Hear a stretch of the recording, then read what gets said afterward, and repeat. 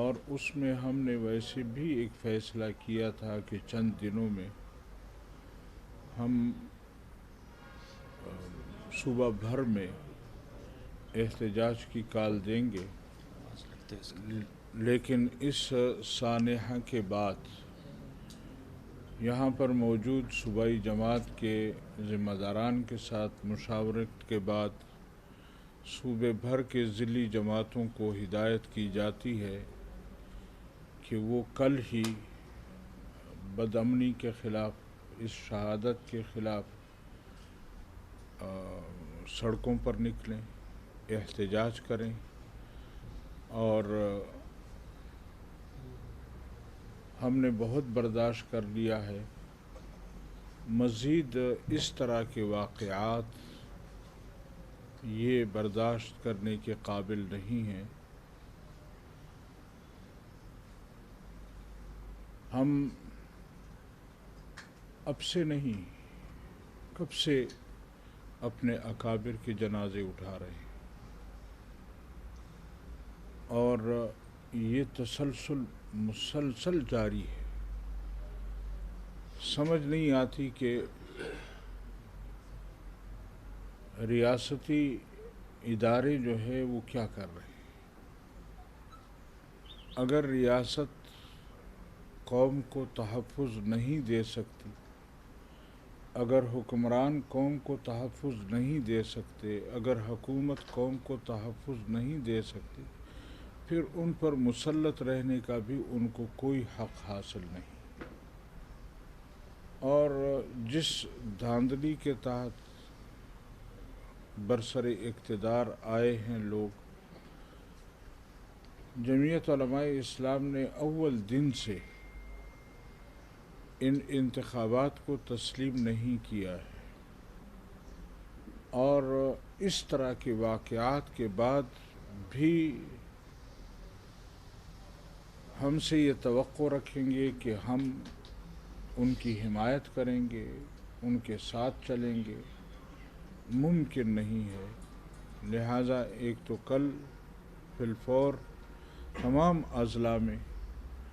احتجاجی مظاہرے ہوں گے، بدامنی کے خلاف ہوں گے، اور تمام ساتھیوں سے جو جتنے بھی ذمہ دار ہیں اضلاع کے، ان کی خدمت میں گزارش کروں گا کہ اس کی ہیڈ کوارٹر میں احتجاجی مظاہرے کیے جائیں، اور ریاست جو قوم کی ماں ہوتی ہے، قوم کی سرپرست ہوتی ہے،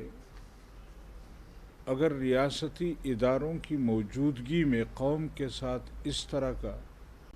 بھیانک ظلم کیا جائے، اگر اس طرح کا رویہ رکھا جائے، تو یہ پھر برداشت کے قابل نہیں ہوتا۔ ہمارے ریاستی اداروں نے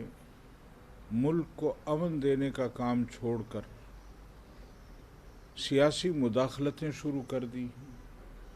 پارلیمنٹ کے اندر مداخلت، عوام کی رائے کی قدر نہ کرنا، یہ بنیادی چیزیں ہوتی ہیں کہ جب آپ قوم کی آواز نہیں سنتے، قوم کی آواز کو اہمیت نہیں دیتے، اپنی رائے مسلط کرنا چاہتے ہیں، تو پھر ملک میں، ریاست میں اس طرح کی آوازیں اٹھتی ہیں، اور نہ معلوم کہ علماء کرام کو کیوں ٹارگٹ کیا جاتا ہے۔ ہم تو ملک کے، ریاست کے خیر خواہ ہیں، ہم تو اس ملک کے زخمی ہونے پر افسردہ ہوتے ہیں، پریشان ہوتے ہیں، لیکن اس کے باوجود علماء کو ٹارگٹ کیا جاتا ہے، علماء کو، اور ایسے ایسے اکابر علماء کرام، متبحر علماء کرام، جن پر قوم کو اعتماد ہوتا ہے، جن کی آواز کو سنا جاتا ہے۔ حضرت شیخ محمد ادریس صاحب نور اللہ مرقدہ، ان کی آواز کو سنا جاتا تھا، لوگ اس پر لبیک کہتے تھے،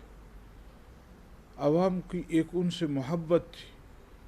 ہمارے جمعیت علماء اسلام کے کارکنوں کی ان سے محبت تھی، ان کی بات کو سنتے تھے اور ان کی بات پر وہ لبیک کہا کرتے تھے۔ وہ ہمارے سرپرست تھے، ہمارے مرکزی شورا کے رکن تھے، لیکن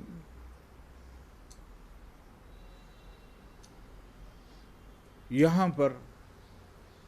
آج ان کو شہید کر دیا گیا ہے۔ کیا ریاست کے حق میں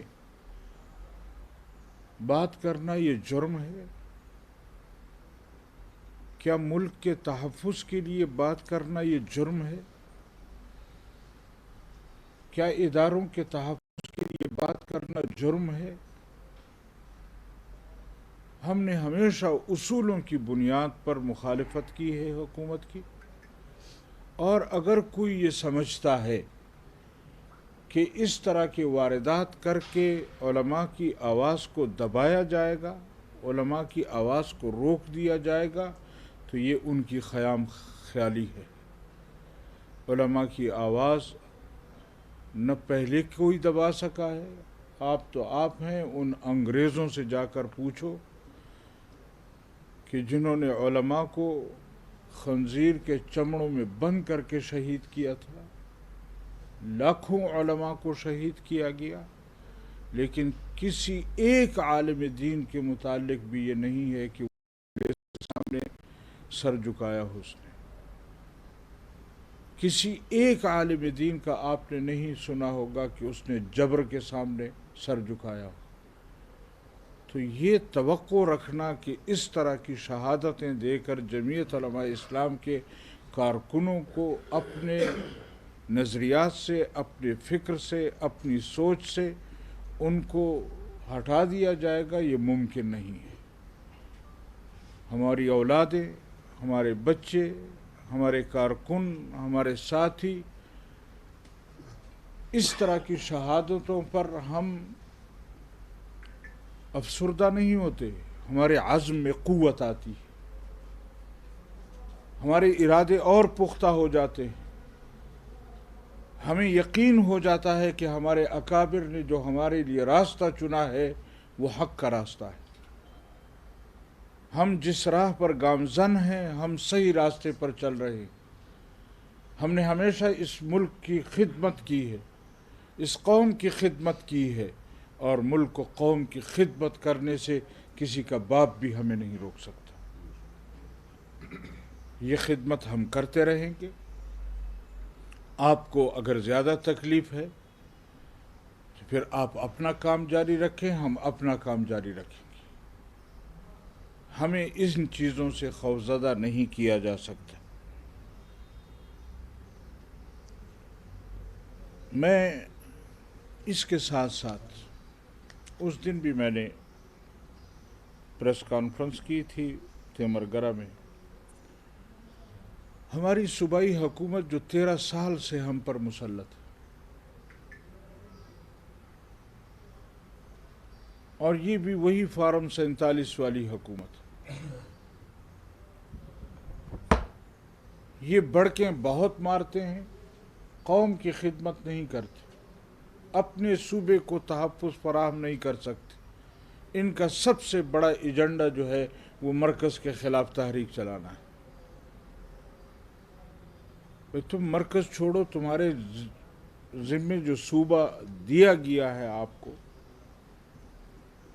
فارم 47 کے تحت دیا گیا ہے، آپ کو اس صوبے کا حکمران بنایا گیا ہے، کم از کم اس کے امن و امان کی طرف متوجہ ہوں۔